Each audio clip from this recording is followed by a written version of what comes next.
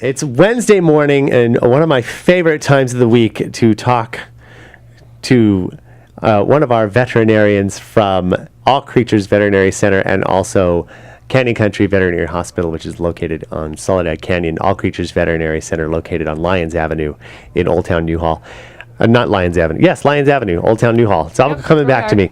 You know, Dr. Maryweather, sometimes, my brain just goes out there. Lyons Avenue. But right there in the Victorian buildings, very, very nice place. I've been there. My dogs have been there. They actually like it when I take them in there. And usually they can spot a veterinary center a mile away, and you know what that's like. You watch them trying to pull them in, their tails are down, and you almost get in the door, then they run out, and my dogs are like, hey, it's cool. They say hi to the cat and everything, it's there. Yep. But I want to talk about pets this morning, and we had a report on our NBC newscast. We at the top and the bottom of every hour, and earlier this morning they had mentioned that there is almost an obesity epidemic with pets, dogs and cats. And I know it's very, very, very easy for your dogs to beg some treats out of you. And let's talk about treats. If A, are they a good idea? B, if so, how often and what should we consider if we're going to get treats for our pets? Well, the nice thing about treats is that whole human-animal bond, and so, my dog loves treats as well. But the key in this situation normally is you have to limit what you're giving and how much. And so poor little Quincy, he doesn't get normal dog treats, he gets carrots because he just loves receiving something extra, and he'll eat the carrots. That is the one thing my wife has at least gotten one of our dogs, the one we've had since a puppy, and he will eat almost all kinds of vegetables, except he doesn't like the leafy stuff like lettuce or green beans, but almost anything else. Peppers, like the sweet peppers, not the hot stuff, obviously. Definitely not the hot stuff. Tomatoes and things like that. So we've gotten them away from the milk bones and things that have a lot of fillers. Now, it's some of empty calories. Right. And then the one thing we do give them is a little teeny tiny, either the dentabones or the greenies. They're supposed to, are they actually, do they do anything for the teeth, or are they just kind of something that's more of a marketing I think they're helpful. Definitely the best preventative as far as preventing dental disease in pets is going to be brushing their teeth regularly and from a very early age. You can start early because they do not love it when you try to do it when they're older. But talking about that and feeding off the table, feeding human food to your dog, not a good idea, correct?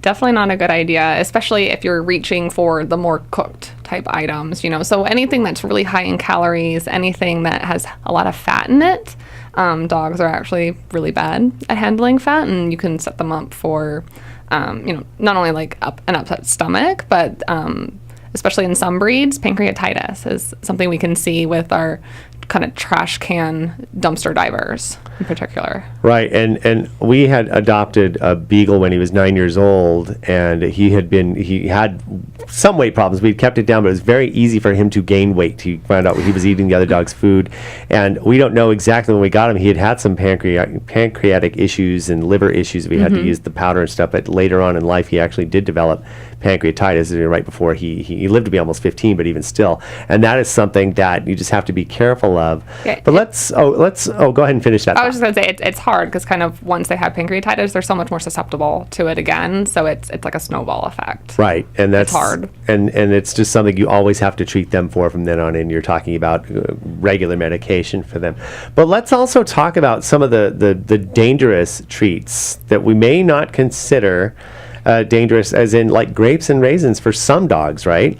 Yeah, it's, I think it's one of those things where, maybe there's some susceptibility issue in some breeds, because it definitely seems to be some dogs are super affected and they're very sensitive, and other dogs are like, well, we feed them all the time. And, but it's the main issue with it is we can't predict who's going to have the really bad reaction, whereas, another dog might eat the same amount and only get a little sick.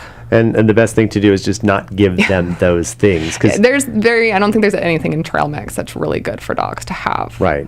Chocolate being the other main toxin that we need to avoid. And chocolate is pretty much across the board for any breed, right? Yeah, it makes you wonder why we like it so much. I tell you. But and also onions, anything that contains onions and things like that. Onions and anything in kind of that family. So that even includes like garlic, right? For example. And so those are the things you definitely want to stay away from.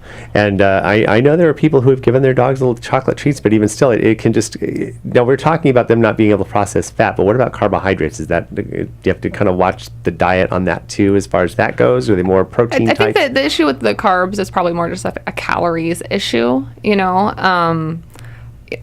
Our pet dogs are not very big, especially when you're getting into the small breeds. And so what looks like a reasonable snack for me could be a little tiny dog's like entire daily calorie needs. Right. You know, so a lot of it's portion size as well. Right, and carbs like in dogs and cats. We don't want to forget cats, too. Cats most definitely don't always handle carbs very well. They're not designed for it. And cats, you should also watch treats, because especially if they're indoors and you're not giving them a whole, you can't, some people walk their cats, but it's a very It's hard to rare, make your cat exercise if it doesn't want to. it's a very rare occurrence, so you have to find out other ways, especially if they're indoors, which is most parts here in Santa Clarita where there's so many wild animals on the edges there, people lose Yeah, their for cats sure. to that. So it's just making sure you're keeping them on a regular diet. We're going to talk more with Dr. Maryweather from All Creatures Veterinary Center and Canyon Country Veterinary Hospital. Right after this, we do have some capitalism to take care of, as well as a traffic update. So we'll be right back right after this. We are back with Dr. Maryweather from All Creatures Veterinary Center. Also, don't forget the Canyon Country Veterinary Hospital. Canyon Country Veterinary Hospital, located on Soledad Canyon in the Regal, or some people still know it as the Edwards Cinema Complex there in that shopping center. And All Creatures Veterinary Center, located on Lyons between Newhall and Maine in the Victorian Buildings. Very nice place. We were talking about pet treats and their effect on pets, how there is kind of a beginning to be, or actually is solidly a kind of an obesity epidemic among pets. Not everybody really thinks about when their little schnookums is doing their little dance. I mean, one of our dogs, he does the cutest little dance, and he can even spin in the air when he knows it's his treat time, although we limit very, very much what we give them.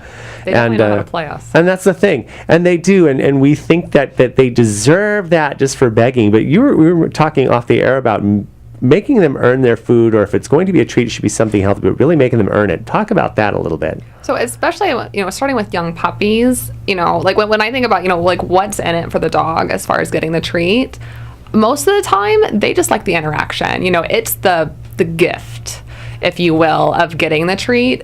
I'm pretty sure my dog doesn't actually care what it is, considering some of the things he'll eat normally. You know, and so a lot of times, you know, we talk about it, especially like, you know, getting dogs started with clicker training, and, you know, there's a lot of different ways of interacting, you know, with especially your dog, but also your cat, that doesn't necessarily involve feeding it. But one of the ways you can give treats is, you know, like let's say you have, you know, maybe your dog eats a total of 2 cups of dry food a day. You know, maybe he's getting half a cup in the morning, half a cup at night, and then, you know, when you might be more tempted to give a treat, he's getting the rest of them for doing cute things like sitting or being a good boy, like not barking at the dog as it walks by the window. Well, that's good.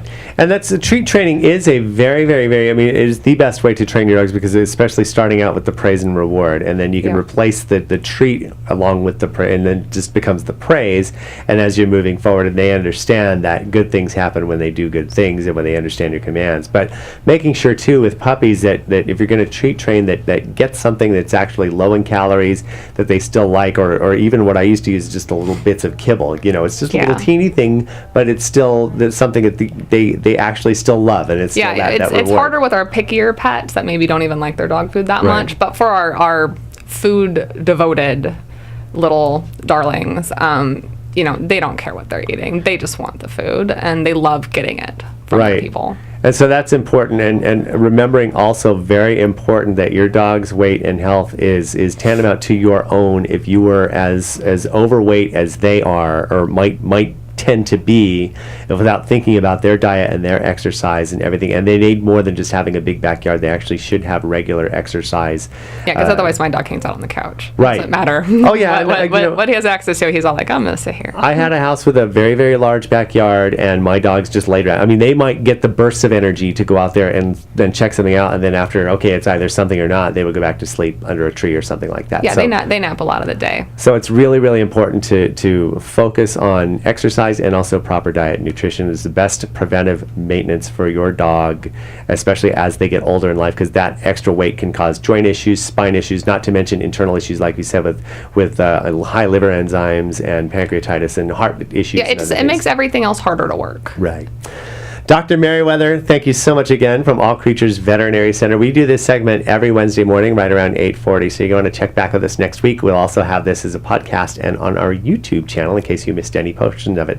All Creatures Veterinary Center located on Lyons Avenue between Newhall and Main Street, and All Creatures Veterinary Hospital located on Soledad in the Edwards Cinema Complex. What did I say? You said All Creatures again. Oh, I did. I am sorry. That's what happens. Brains go out the window. Yep. Anyway, thanks Canyon for having Country. me.